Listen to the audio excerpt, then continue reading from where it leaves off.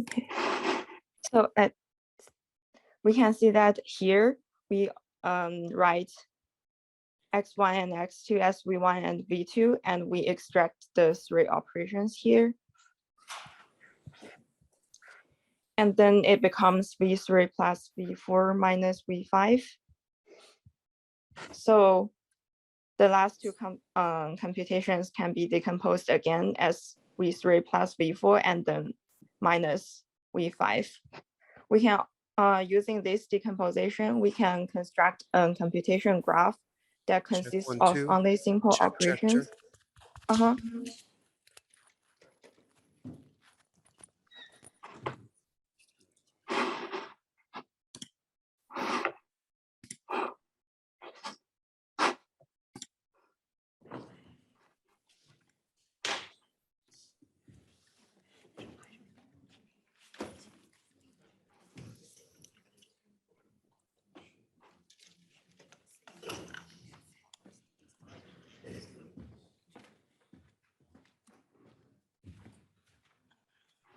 Can't hear you anymore. Oh, okay. Sorry about it. Then we can construct a computation graph from all the simple operations. For example, here for this operation, we will represent it in the computation graph as two inputs node v1 and v2 pointed to the output node v4. And then after this, we are going to calculate the derivative of the output with respect to one input and in the reverse order. So how do we do this? We simply go down the path one by one. So we first calculate this link. So since y just equals to v7, we can get the derivative of y with respect to v7 is 1. And then we go down this link. Then to calculate the derivative of y with respect to v6, using chain rule, we can write an intermediate variable v7.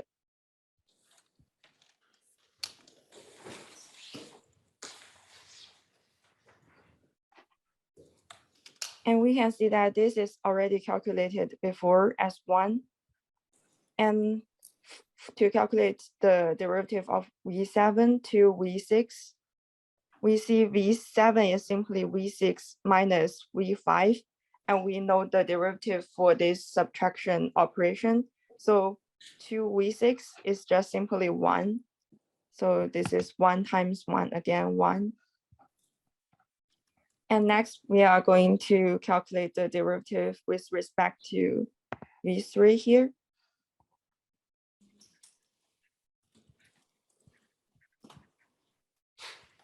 Again, it's very similar. We represent it using the intermediate variable v6.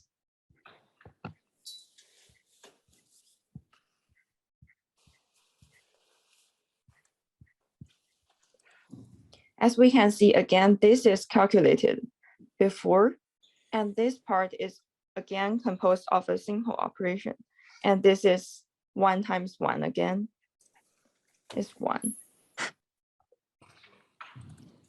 Similarly, we can do this to v4.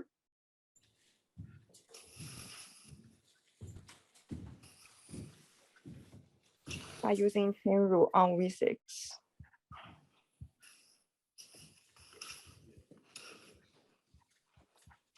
Since v4 is equal to v3 plus v4, so this derivative is 1, and this part is calculated again as 1, then this is again 1.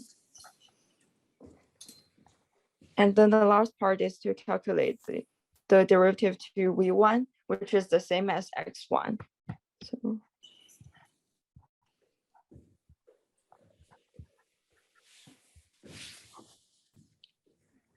here we have two passes going down to v1.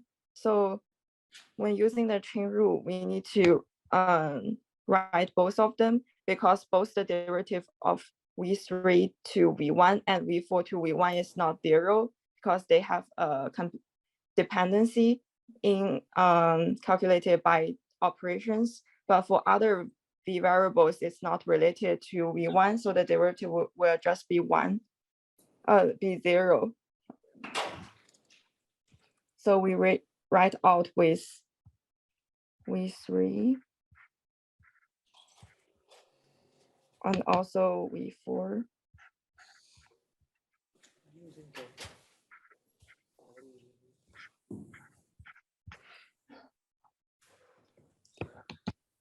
And then very similar, we see these two, sorry. These two are already calculated in the previous 2 steps. And to calculate V3 to V1, we use this operation. The derivative is 1 over V1. And for V4 over V1, the derivative is V2. Then after this, we calculate the derivative to be 1 over V1 plus V2.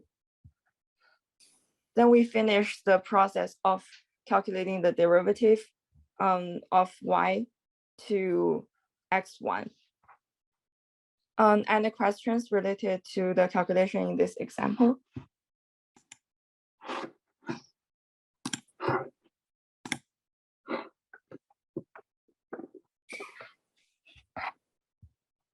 Okay, so I'll keep going.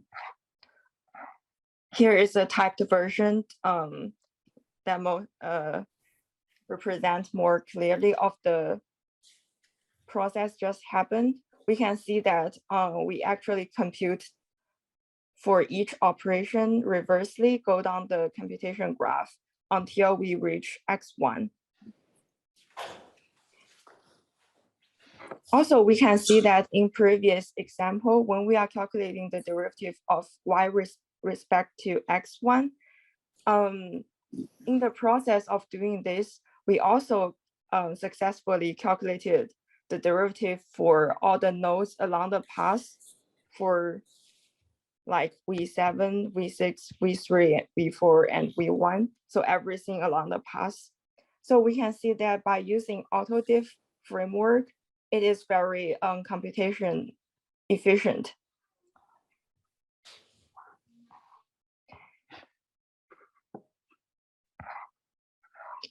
So here are some references that you can refer to get a more deep understanding on the Autodiff framework. Then we'll briefly introduce the homework 1 AutoGrad. It is a completely optional bonus homework where you can get the practice to implement another version of MyTouch, which you implement in homework 1, but this time using the Autodiff framework. More specifically, you will implement the method we just described in the previous example. You will create an engine named AutoGrad. This is where the name of the homework comes from. You will create this engine to create the computation graph and store the operations in forward parse, and also calculate the gradients in reverse order in backward parse. Although it is optional homework, we highly recommend that you try to work on it or at least read through the write-up, because it is a very popular method used in frameworks like PyTorch and TensorFlow. And you will learn a lot from this homework. So this is the first part for Autodiff. In the next part, we are going to talk about backpropagation. So the Autodiff process we just described looked very familiar with backprop. Indeed, backprop can be considered as one special case of Autodiff, where our output function is a scalar calculated by the loss function. And the backpropagation belongs to one stage of the entire neural network training process. So loss function is the function describes the objective we are trying to achieve in the training process. So it will, in order to achieve our objective, we want to minimize the loss function. To do this, we are going to calculate the gradient of the loss with respect to all the parameters along the path, and backprop is the method to help us complete this.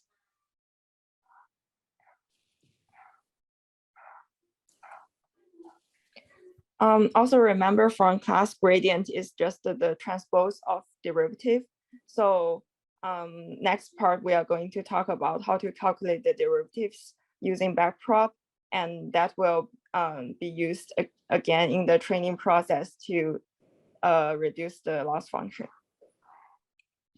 So what is a derivative? The derivative is just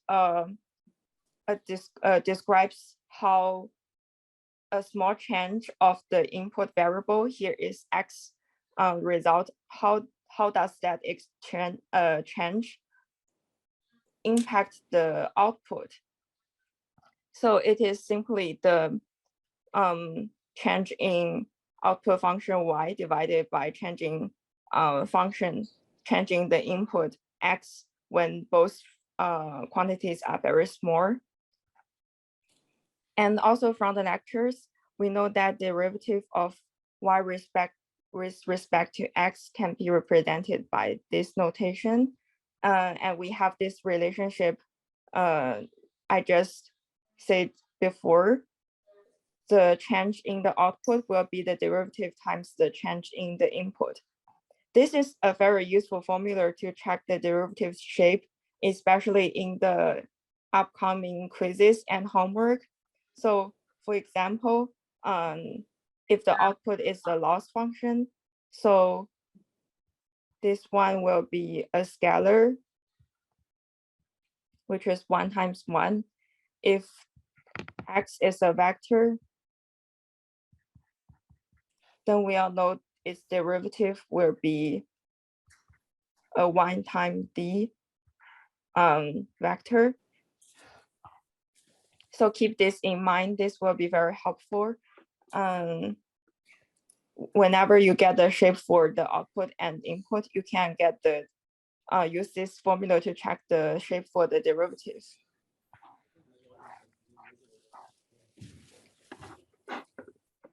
In the next step, we are going to go through some example of calculating the derivatives. The first part is the scalar chain rule that we are all very familiar with, and we used it in the previous Autodiff example. So if we have two operations composed together, so we can actually draw a computation graph like this.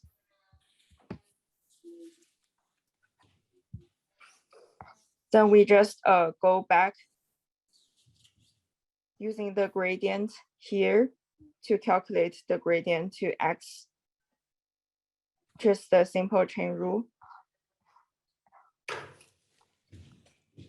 And the next step is the derivative for scalar multiplication. Here, w is a scalar. It's a little bit confusing about the notation. But here we again use the chain rule. So for L with respect to x, we can write it by the multiplication of the derivative of d and then z to x. And in the case of multiplication, this can be simply calculated by this. So this part is w. Then we get the result.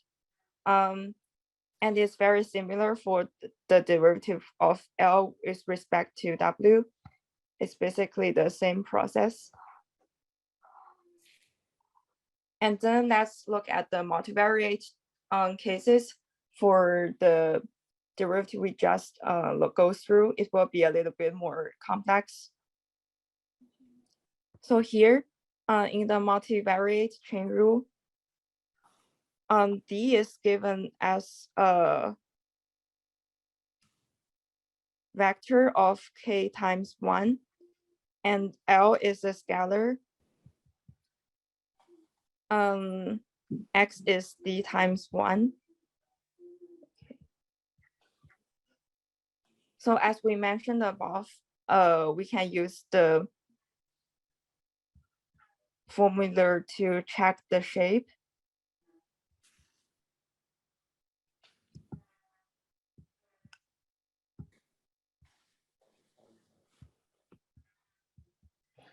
So for the loss part, this is 1 times 1. So for x, this is d times 1. Then we will know this derivative has the shape 1 times d. Sorry about this. I wrote this wrong. And very similar, we can get the shape for all the variables here. So for L to D, A times delta Z will become delta L.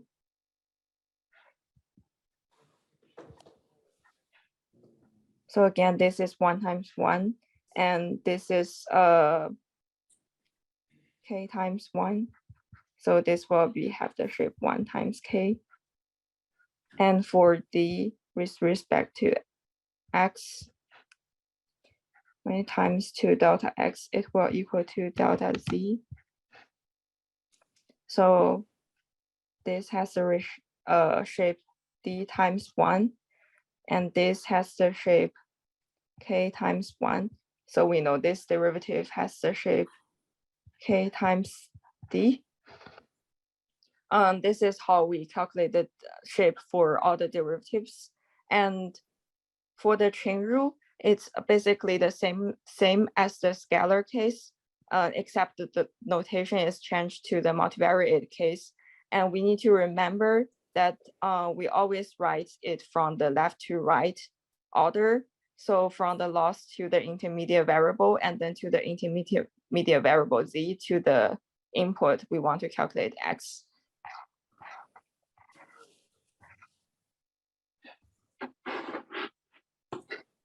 And then the next example is the matrix multiplication.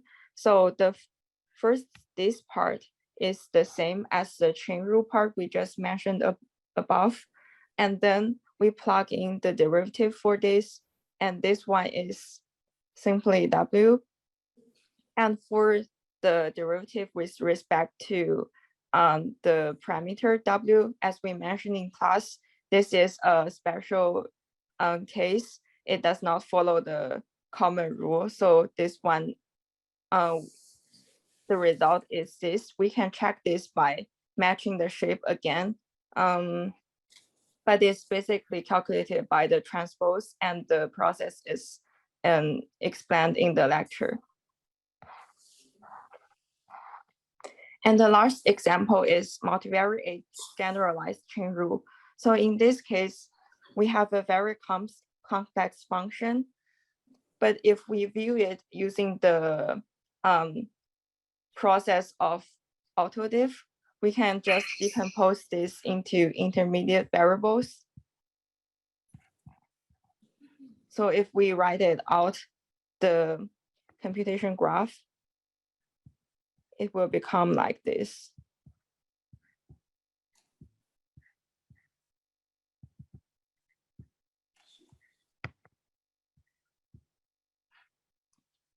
And then this is a plus to become Z.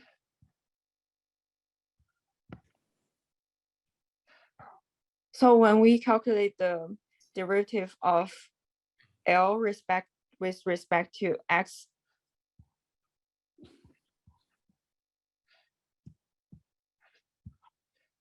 we again use the chain rule, but when we want to calculate the derivative of Z with respect to X, we can use this part of the computation graph. We can know there are a lot of passes that are influencing X. So we need to use the result of all the passes to calculate it. For example, we can first calculate the derivative with respect to V1, then that is Z2, sorry. C to V1, because it's simply just addition, so it will just be 1. So on the derivative on the past will be 1, and then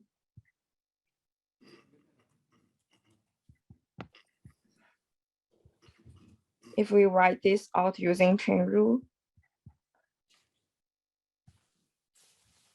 times V1 of D, and it will plus all the other variables.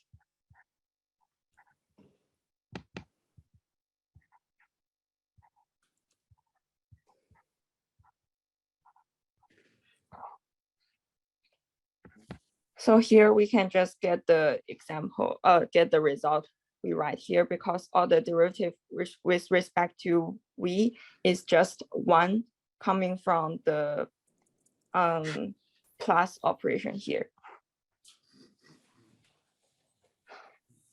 Okay, this is the part for backprop. Any questions?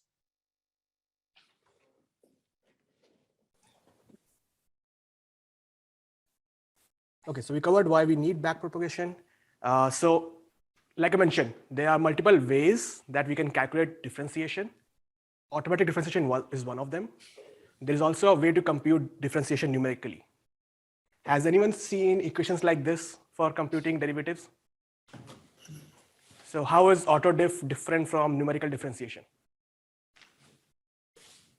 Or where have you seen these kind of equations? What purpose did they solve? Which domain they come from?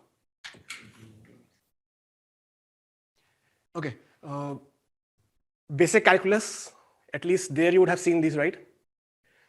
Can someone tell why the second equation is probably better in some way than the first one? Okay, so this is like a basic finite difference way of calculating derivatives. So if you, it's a very simple way, and if you want to understand it, it's connected to something called Taylor series expansion. So if you want to calculate derivative at a point, you can find the difference of a function at that point and slightly forward or backward point. And the second one is more accurate simply because we are finding difference, like through Taylor expansion, we can explain why the error is of square term instead of the linear. So automatic differentiation doesn't solve things numerically. Automatic differentiation solves things in a precise manner, while numerical differentiation is more of a error estimate thing. We try to find differentiation within a certain tolerance of error.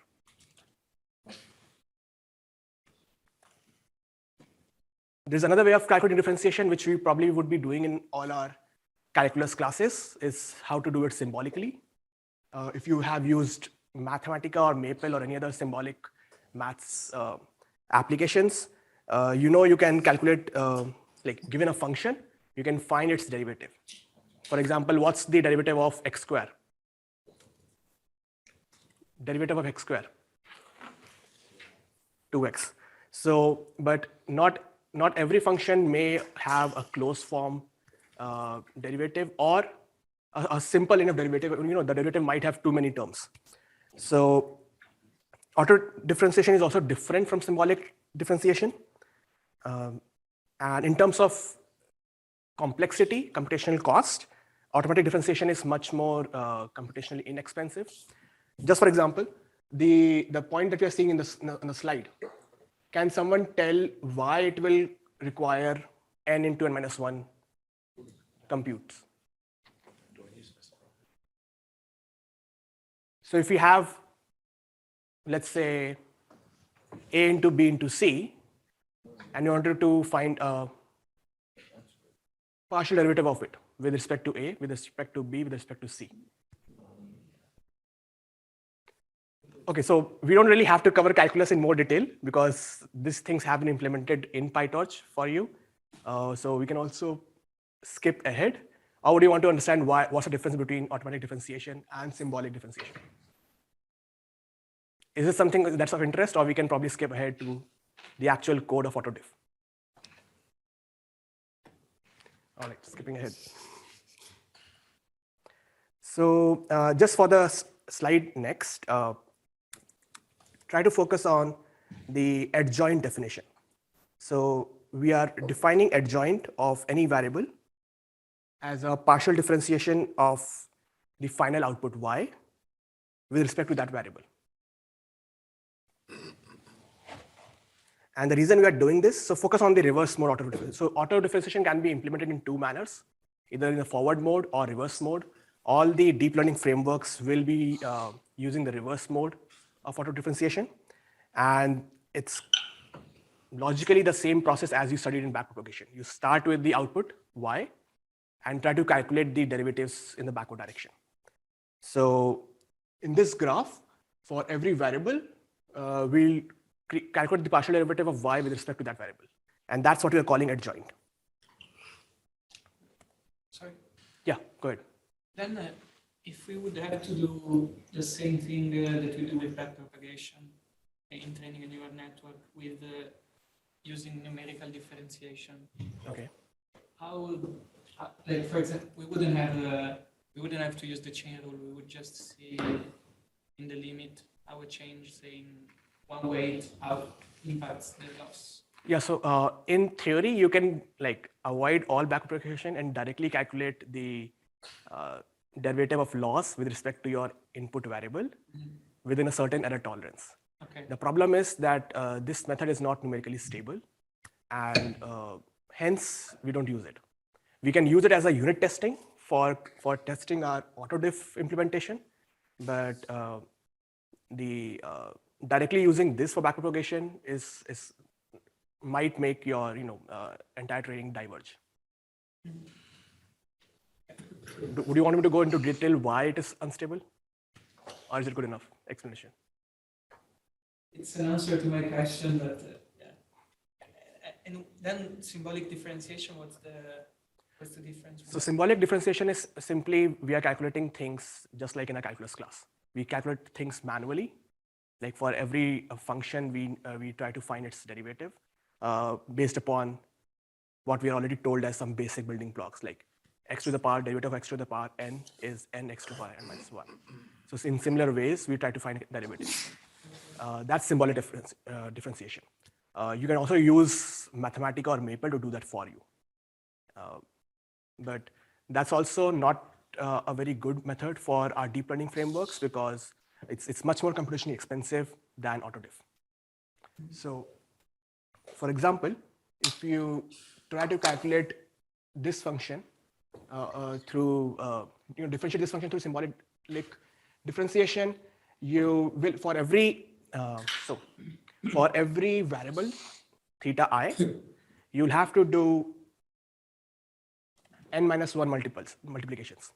So if you have n variables all multiplied to each other in a sequence, you want to find the partial derivative with respect to one variable.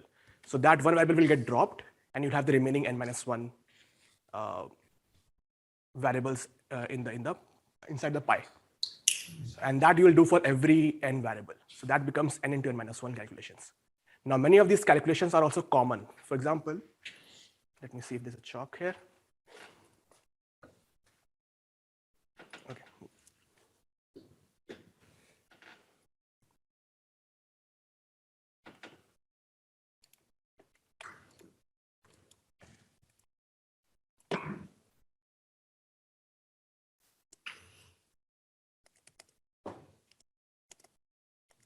So a simple example of y is equal to a into b into c into d, and we want to calculate, let's say, partial of y with respect to a.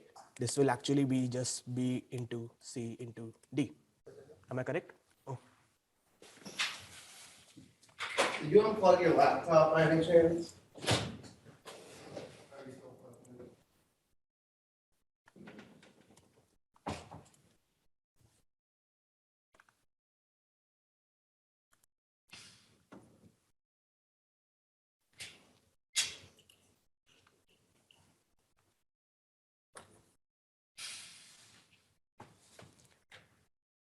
Sorry for the tech issues today.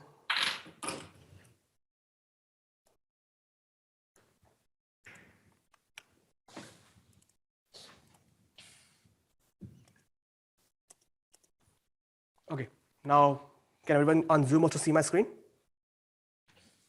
Yes. All right, thank you. So yeah, so if we have a function, let's say y, which is a multiplication of a into b into c into d, 4 variables.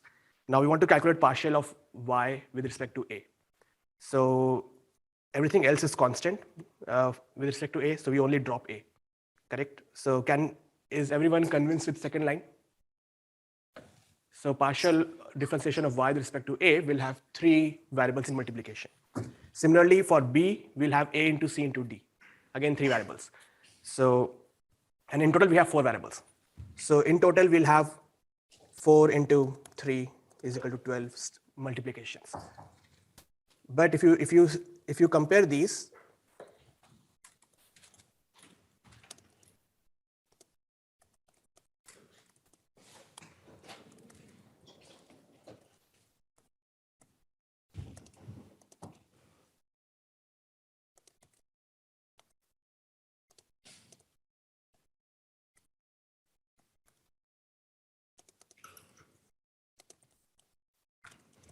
so if you compare these, you have many of these multiplications which are common across all 4, right? But we are unnecessarily doing them for each partial derivative separately because that's how symbolic differentiation works, right? In Autodiff, we try to use this commonality to find a much more computationally efficient way of calculating derivatives. Does that make sense? Any other question on this?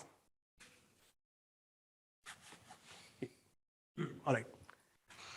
So I'll move ahead.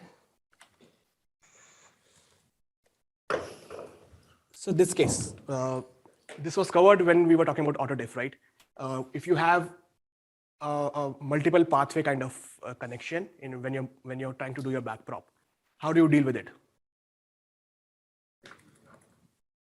So if you see in the figure,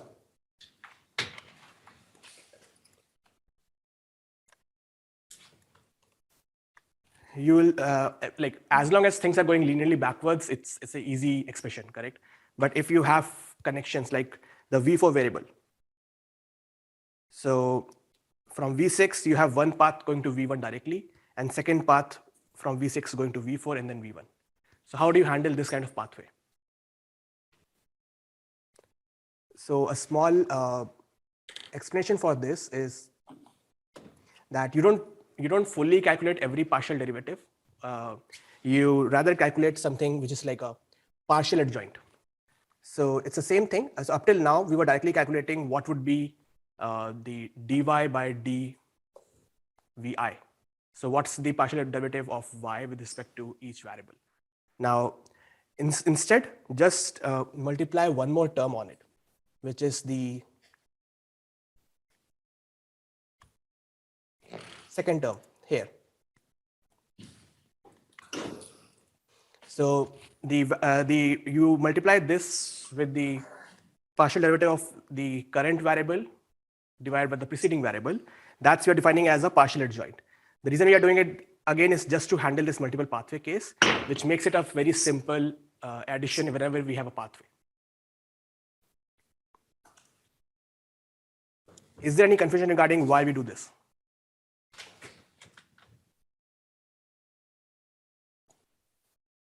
Okay.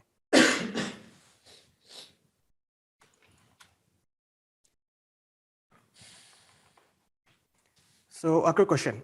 If we have to calculate partial derivative of y with respect to v5, what will the equation be?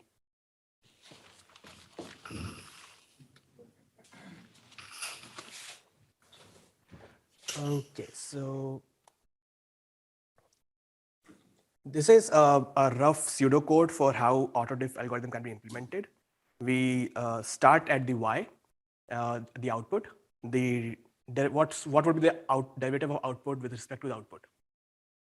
Dy by dy. That's one. So we start our dictionary with the output, and then we slowly traverse in the backward direction. And every time we are calculating what we called is the partial adjoint, which we covered in the previous slide. And for every to calculate from partial adjoint to calculate the adjoint, we are simply doing a summation of all the partial adjoints in the preceding layer. I'll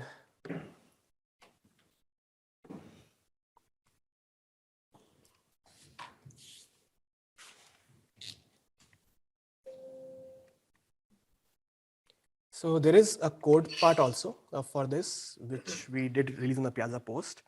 I will not go in the direction because it looks like I've lost everyone. So a few more basic questions about AutoGrad. Is everyone being able to understand just this slide? Or maybe I'll go all the way back.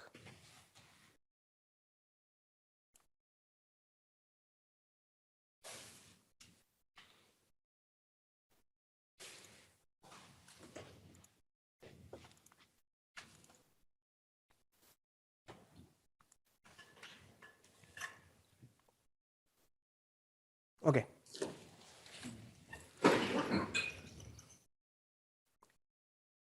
Is this slide clear? Because we need to understand this slide before we can understand auto differentiation in any more detail. So can someone ask any doubts you have about this, or should I cover it all over again? We should cover it again. Just let me check if there's a chalk here. It would be probably easier to do it on board.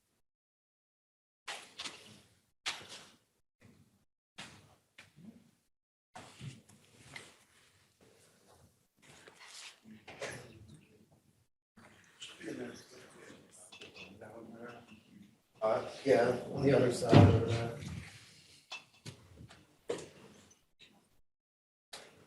Yeah, by the wall, on the, all the way on the other side. Like, back over there, all the way over there. To your left, right there. The big bed right there.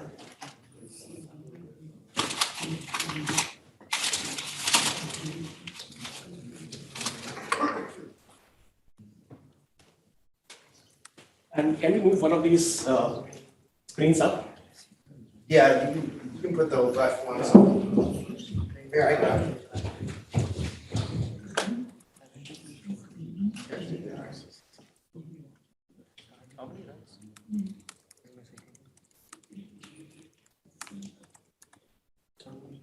I'll put your thing back up there in a minute. Sure, sure.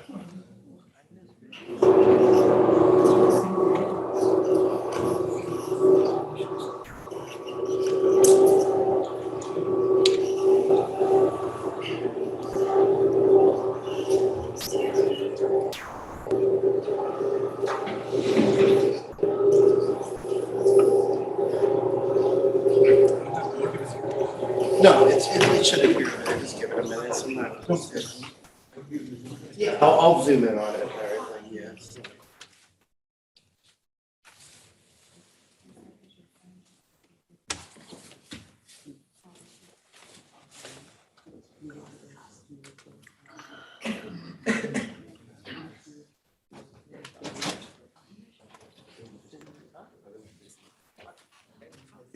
Maybe just. No, no, it's fine.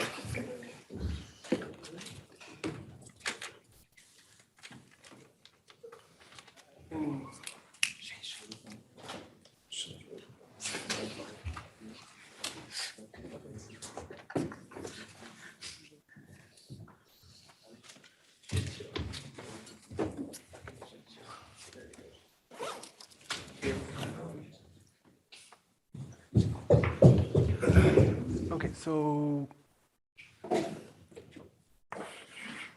let's only focus on this slide for today and make sure everyone understands this before we end. We can share the code for Autodiff and the Pseudocode both over Piazza and have questions there. But if this slide is important before you try to understand the code part.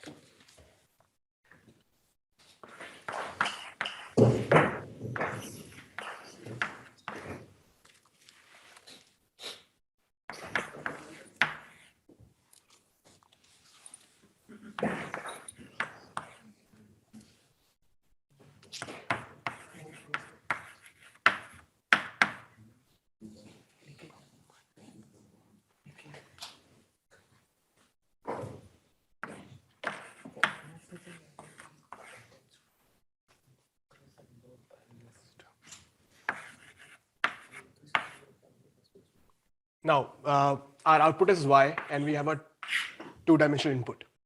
That part everyone knows, right? No issue. So here comes our input x1, here comes our input x2, and we are defining a new variable called v1 and v2. So what function would give us the same value as we inputted?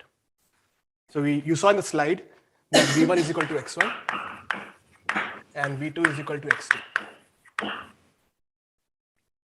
So what function will give us this kind of result? What is it called?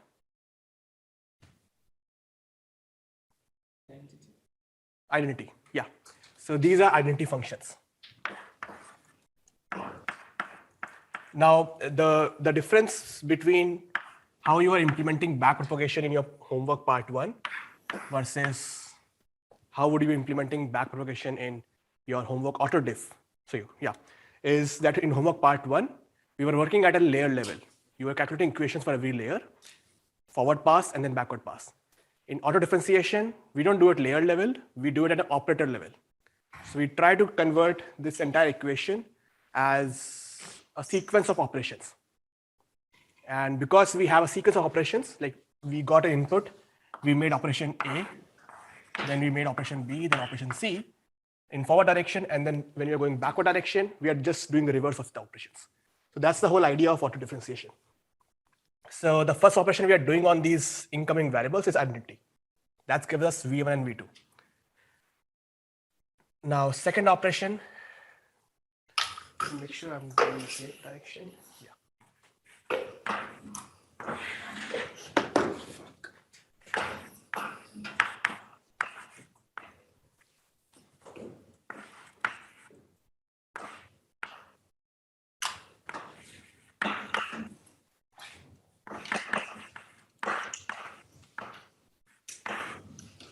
So v3 is actually ln x1, correct? So what operation will come here?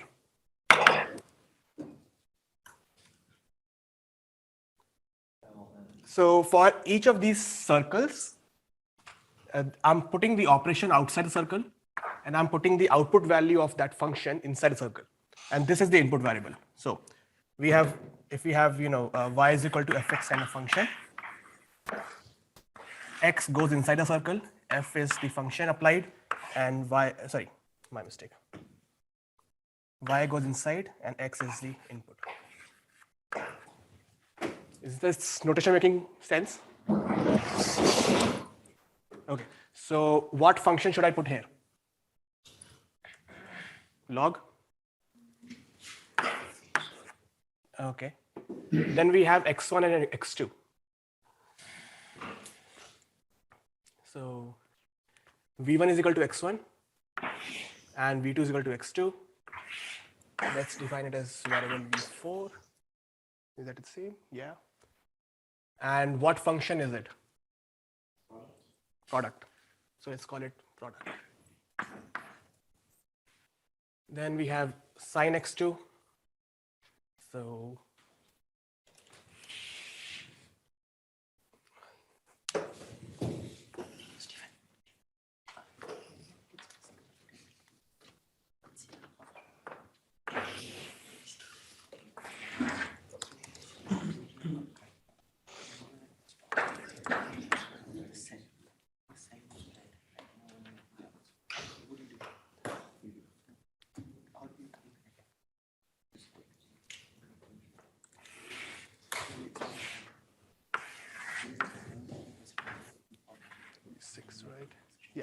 So what function should go here?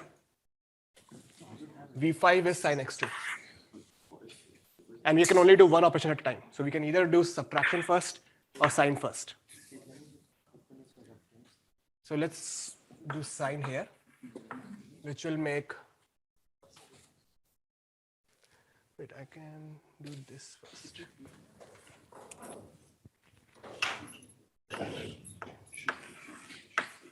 So yeah, one operation at a time. So we have to add these two and subtract the third term.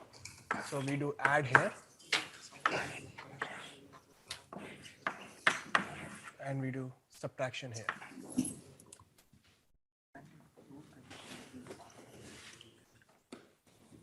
Any doubts in this computational graph?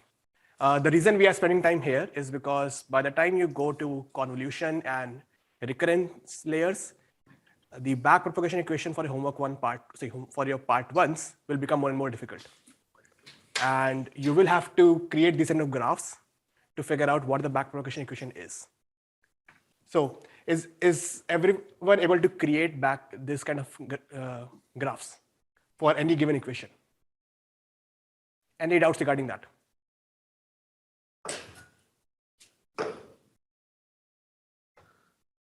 All right, let's have a question randomly.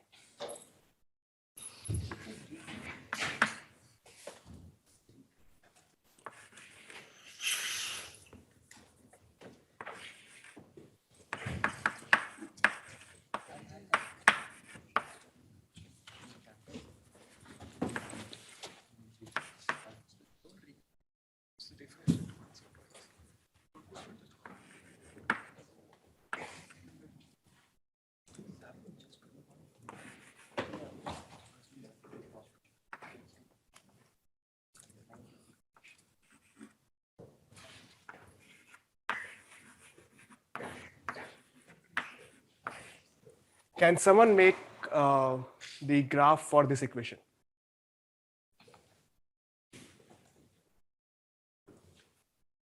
Is this kind of like, can you convert this equation into a computational graph?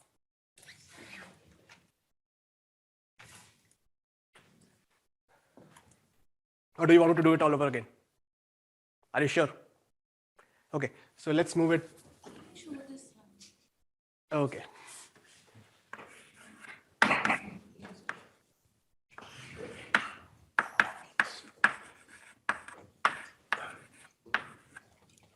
How much time do we have?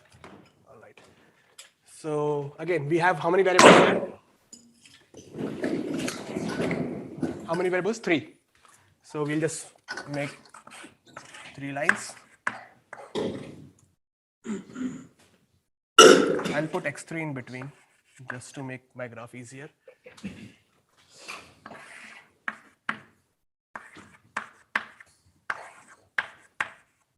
So all these are identity. Then we have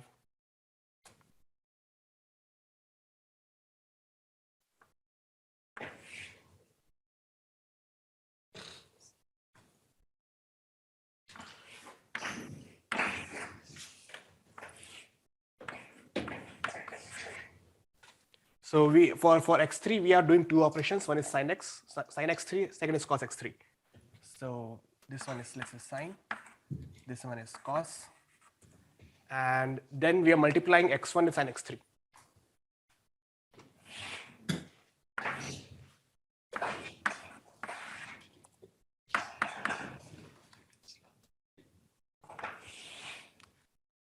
And we are multiplying x2 by cos x3.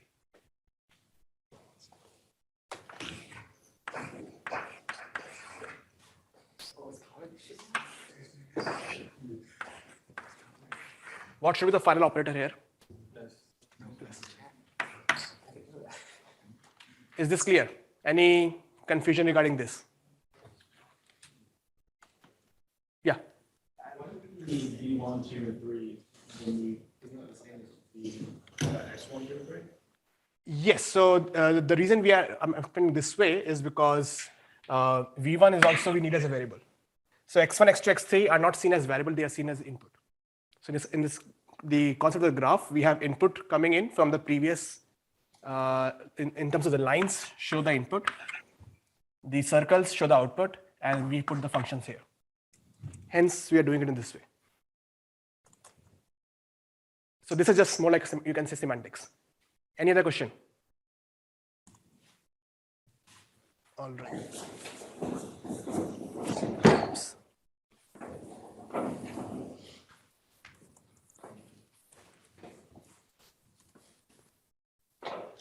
Okay, so next we need to calculate differentiation in the backward direction. Is the above figure visible to everyone? Okay.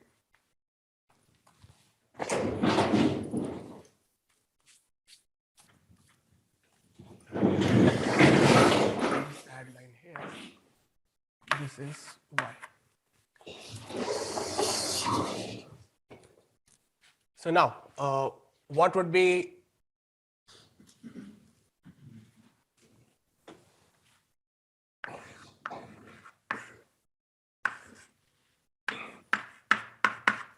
the derivative of y with respect to v7? 1.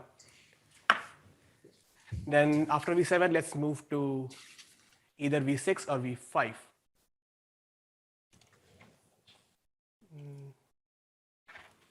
All right.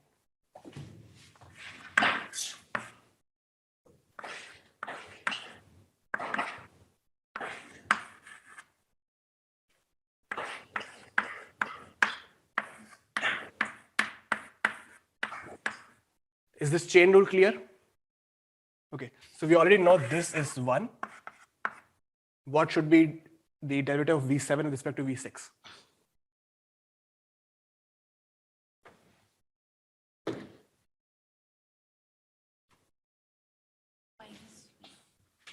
Okay, so can someone tell me what is the equation for v7 in terms of the closest variables? V6 minus V5. So what would be the derivative of v7 by v6?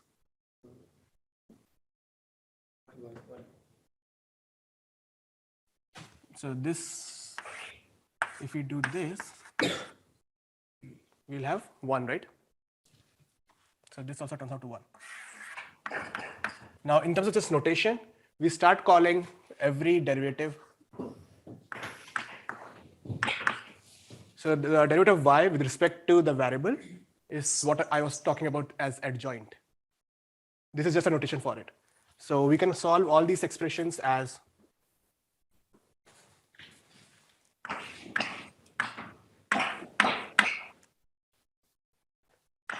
similarly, adjoint of v5 will be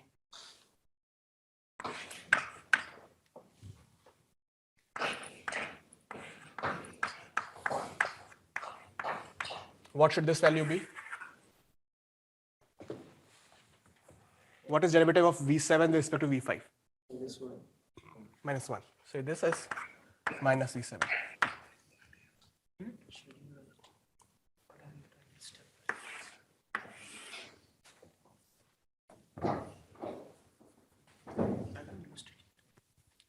Okay. Now from v6 and v5, we'll move again backwards in that direction. Let's move towards v4 and v3. So what is the equation of v6 in terms of v4 and v3?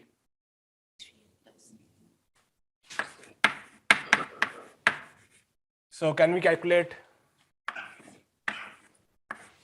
the adjoint of v3 and v4?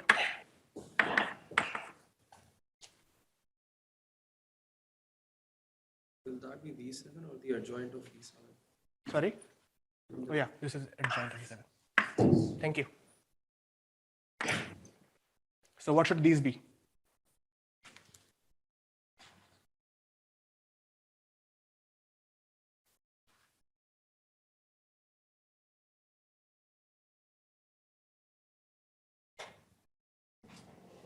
For your reference, we are calculating the same things. See the reverse side. So v3, adjoint of v3. Can we write it in terms of v6?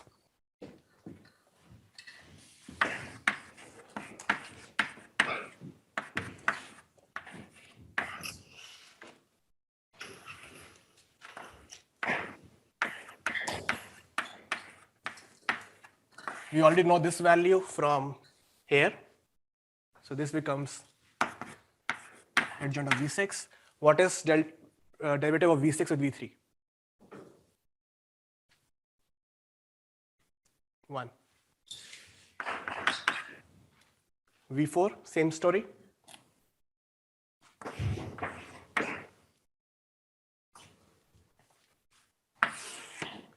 All right. Now we are done with v3 and v4. Let's do V1. So what is V3 as in terms of V1?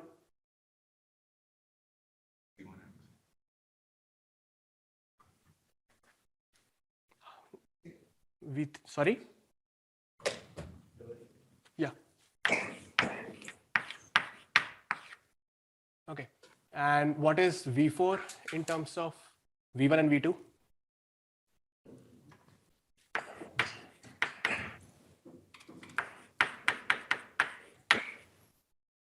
Okay. Now this is what I talk about the multiple pathways. So for V1, you have the backward gradient coming from both V3 and V4 direction. So let's calculate V1.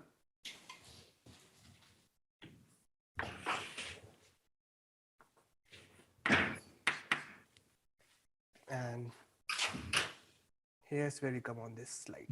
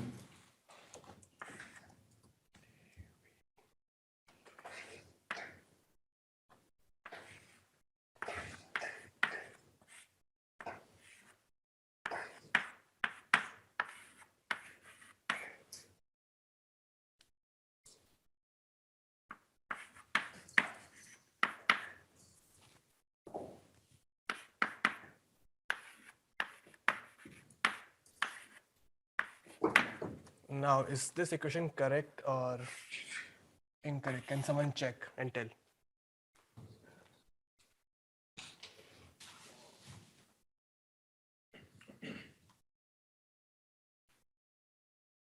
I wrote it in a different format than the slide, but can someone confirm if it's correct or wrong?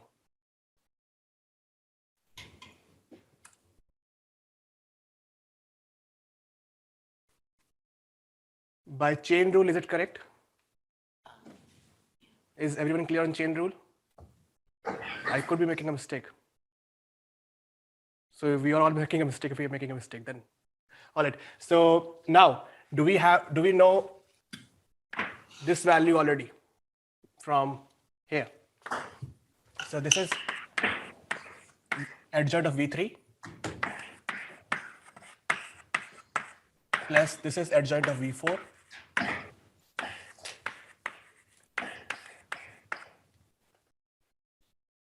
Is this clear? Now, what would be the derivative of V3 with respect to V1? What is the derivative of log?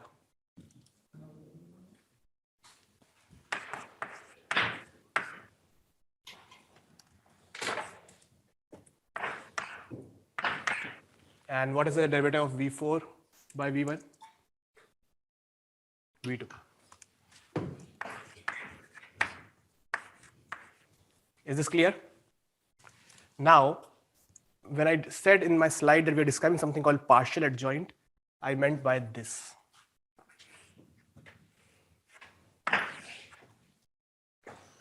So this and this are the partial adjoints. Again, just a notation to help us, easily explain our code. Any confusion on this? So can we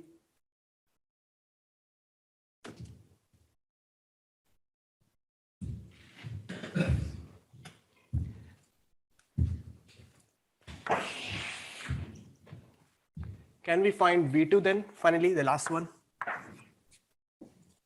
Adjoint of V2.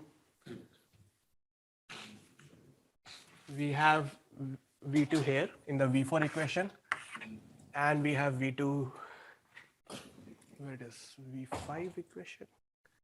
Oh yeah, we didn't write V5 equation.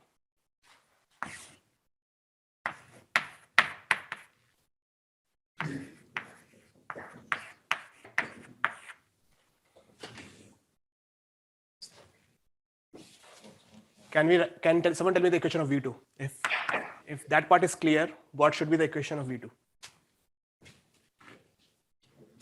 There would be a term for V4 adjoint, then something, plus V5 adjoint, then something. What should be these two values? What is the partial derivative of V4 with respect to V2?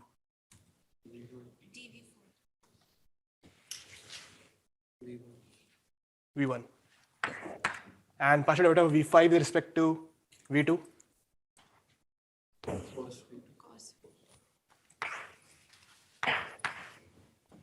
Clear?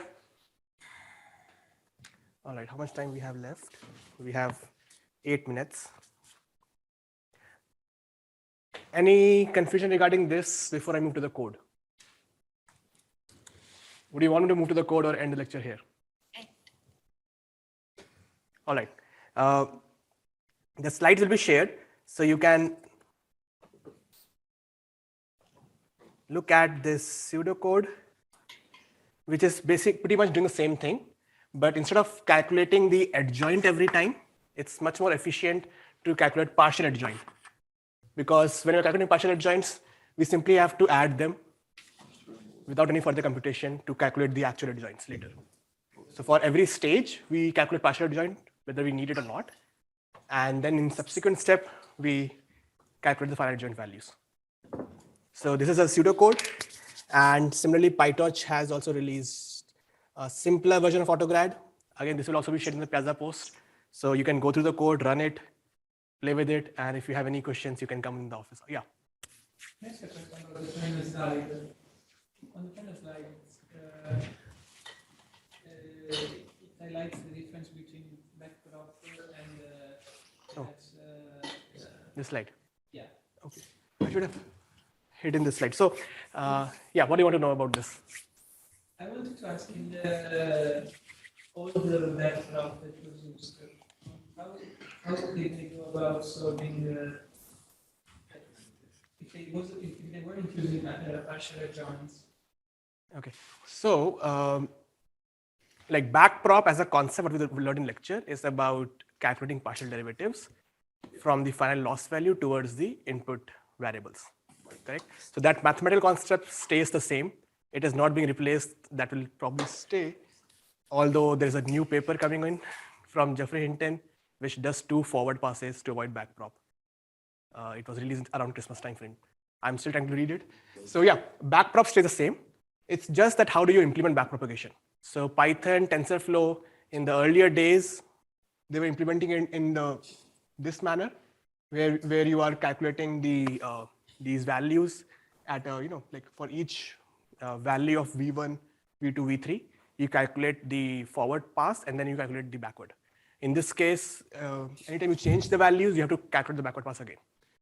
In the newer version, they are creating another computational graph for backward propagation and just doing it in a variable manner. And in this scenario, it's like it's more efficient because you don't have to redo this entire graph every time your values change. There are a few more advantages of doing it this way, which probably we can't cover in 5 minutes. But yeah, so it's just the implementation of PyTorch and TensorFlow and other frameworks changed from version 1 of backprop implementation to version 2, which is Autodiff. And now Autodiff is pretty much a standard for all backpropagation implementations in deep learning frameworks. Almost that like auto differentiation and backprop are used interchangeably as terms. What do you mean that every time values change, they have to? So in this computational graph, we are creating another graph using the variables itself. Correct? So we just have to calculate it in this manner. Once everything is done, we have the final expressions, and then every time value change, we just have to calculate the final expressions accordingly. So for example, all the way going back, you'll see there is an adjoint of V1 on top. So for that, for that particular node, you'll always have to calculate adjoint of V1. You don't have to figure out what the final expression is in this manner. So the final expressions stay constant for each of these nodes. When you're propagating the loss backwards, for V4, it's adjoint of V4. For, yeah. So you'll see these connections between what would be the backpropagation derivative for that variable in the extended graph. And that expression stays constant. You just need to calculate its actual value based upon what is the value of V1 and V2. Is that clear? Yeah. Any other question? So in our homework, do we have to build this computation? Do we have to build this directed graph or? Not in your homework. So the homework 1 AutoGrad will not use this computation graph method. You will be using like a stack and it will be much simpler. This is just to cover what has changed over time in the deep learning frameworks. So your auto differentiation homework would be much simpler than this slide. Although if you're interested, I can change the homework 3 part 1 to make this graph.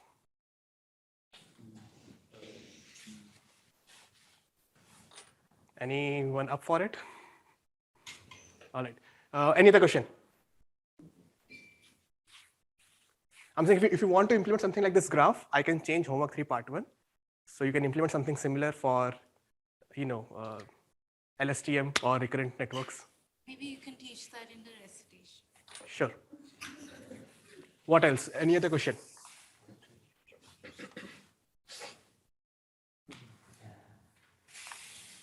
So should we end the recitation here? Was it too heavy or was it good enough? Okay. Thank you. So there's a office. So my office hours changed a bit again because of room issue and there was an overlap. So there's an office hour of Vedant at 2 o'clock over Zoom. And then I'll have an office hour at 3 o'clock in Wien 3110. All right. Thank you.